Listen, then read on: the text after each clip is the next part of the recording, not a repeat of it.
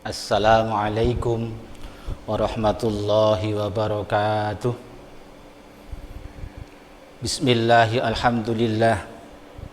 Alhamdulillahilladzi an'ama alaina bi ni'matil iman wal islam.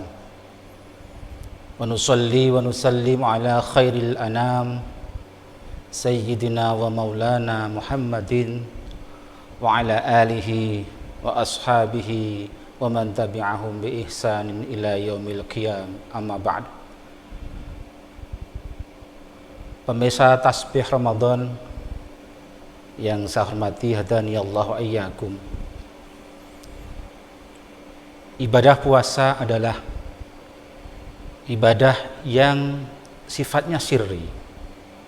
Beda dengan sholat, beda dengan haji, beda dengan zakat. Ibadah puasa yang tahu hanya kita dan Allah Subhanahu wa ta'ala.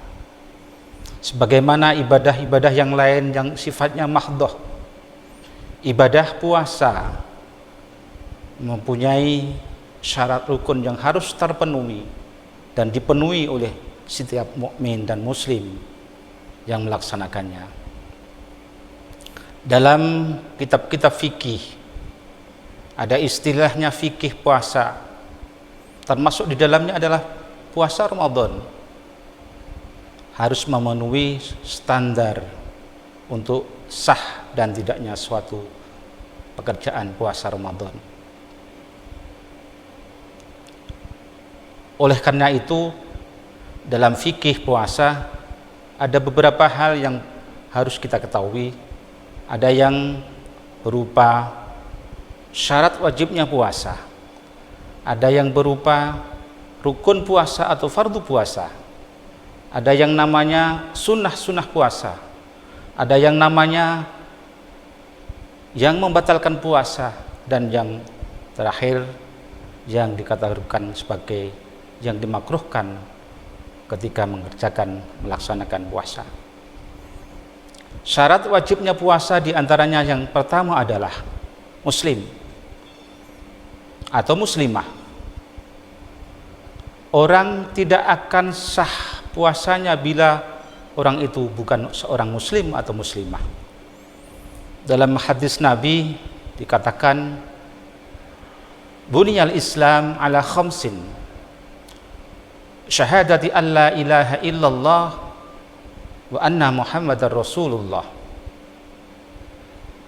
wa iqamis shalah, wa ita'iz zakah, wa hajjul baiti, wa shaumi Ramadan. Islam itu tegak didirikan dengan 5 hal. Pertama, penyaksian atau kesaksian bahwa tiada Tuhan yang patut untuk disembah melainkan Allah dan Nabi Muhammad adalah utusan Allah. Kemudian yang kedua adalah didirikannya sholat. Yang ketiga adalah dilaksanakan, ditunaikannya lah zakat. Dan yang keempat berhaji di Baitullah. Dan yang kelima adalah puasa Ramadan. Kemudian syarat wajibnya puasa yang kedua adalah dia harus baligh. Ciri-ciri tanda seorang baligh yang pertama, kalau dia laki-laki keluar mani baik ketika dia tidur maupun ketika dia terjaga. Kalau perempuan, dia mengeluarkan darah haid. Dan syaratnya adalah bahwa dia minimal berumur 9 tahun, baik laki-laki ataupun perempuan. Misalnya ada seorang anak yang baru 3 tahun kok keluar mani, atau 3 tahun kok keluar darah haid, itu bukan termasuk kewajiban melaksanakan kewajiban puasa karena belum mencapai umur 9 tahun.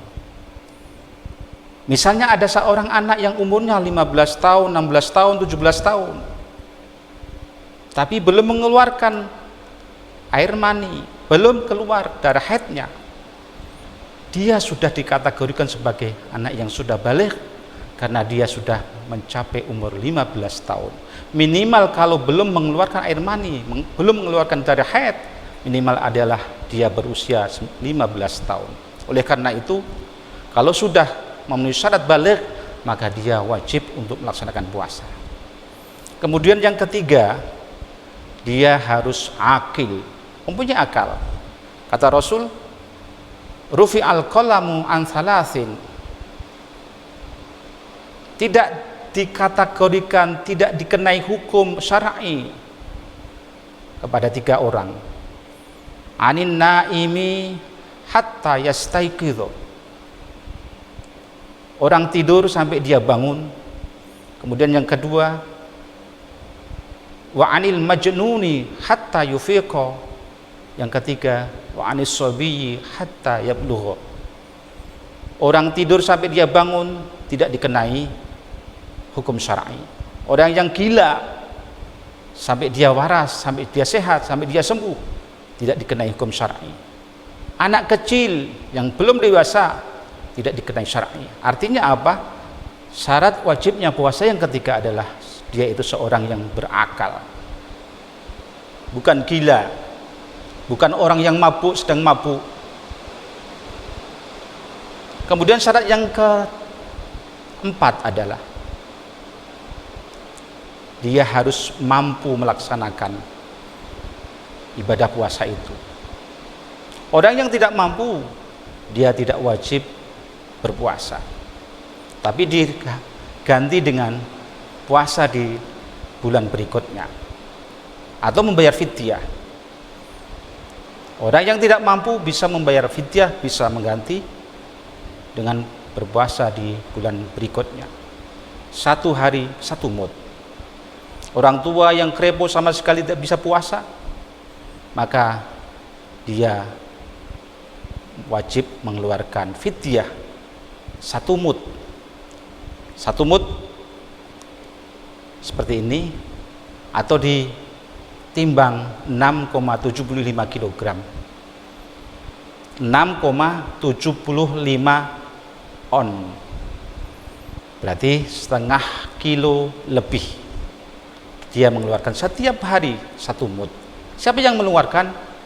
Yang ahli waris, bisa dia sendiri, bisa suami, bisa anak. Kemudian yang kelima,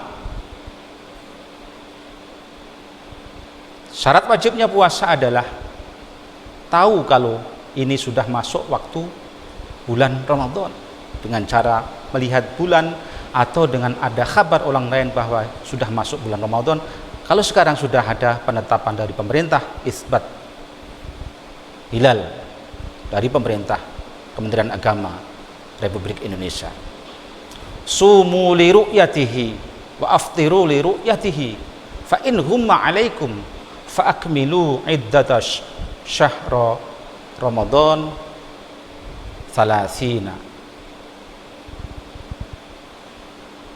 Puasalah kamu sekalian karena melihat hilal, dan berlebaranlah kamu karena melihat bulan. Jikalau tertutup oleh awan, maka sempurnakanlah iddata Ramadan 30. Sempurnakanlah bilangan bulan Ramadan menjadi 30 hari. Itu syarat wajibnya puasa. Kemudian ada rukunnya puasa. Rukunnya puasa 2. Pertama, ada niat. Di malam hari sebelum fajar menyingsing. Barang siapa yang tidak niat sebelum fajar, maka puasanya tidak sah. Malam yajma' as-siyam. Barang siapa yang tidak meniatkan puasa qabla fajri, sebelum fajar, fala siyama lahu, maka tidak ada puasa baginya. Artinya tidak sah puasanya. Niatnya bagaimana? Sering kita lihat dan kita kerjakan setiap malam Ramadan. Nawaitu shauma ghadin an adai fardhi syahri ramadhani hadhihi sanati lillahi ta'ala. Ini bukan Ramadhana, tapi ini karena idhofah dengan hadhihi sanati. Yang kedua adalah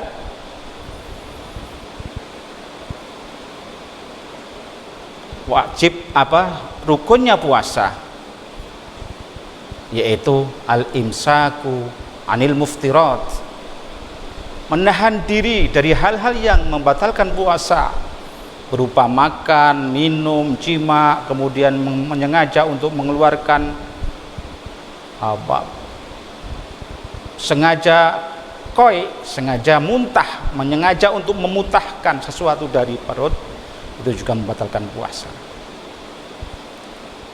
Jadi syarat wajibnya puasa, pertama dia harus muslim atau muslimah, kemudian dia baligh, kemudian yang ketiga adalah akil, kemudian yang keempat adalah mampu untuk melaksanakan puasa, yang kelima adalah dia harus melihat bulan atau minimal mengetahui, mendengarkan dari orang lain, dari pemerintah, penetapan pada bulan Ramadan pada saat ini dan seterusnya. Kemudian rukunnya puasa ada dua, niat, yang kedua adalah menahan diri dari hal-hal yang membatalkan puasa. Hadirin pemirsa tasbih Ramadan yang saya hormati, demikian sedikit yang bisa saya sampaikan, mudah-mudahan ada manfaatnya. Aqulu qouli hadza fa astaghfirullahal azim innahu huwal ghafurur rahim wallahul muwaffiq ila aqwamit thoriq. Assalamualaikum warahmatullahi wabarakatuh.